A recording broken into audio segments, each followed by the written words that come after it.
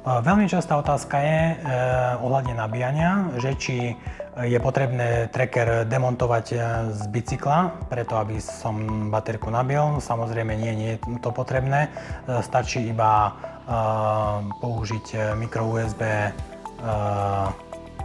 konektor, ktorý je umiestnený na hlave zariadenia.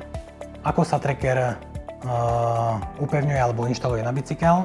Tracker sa samozrejme môže použiť aj takto, ako ho mám v ruke, to znamená, že môžete ho položiť kdekoľvek.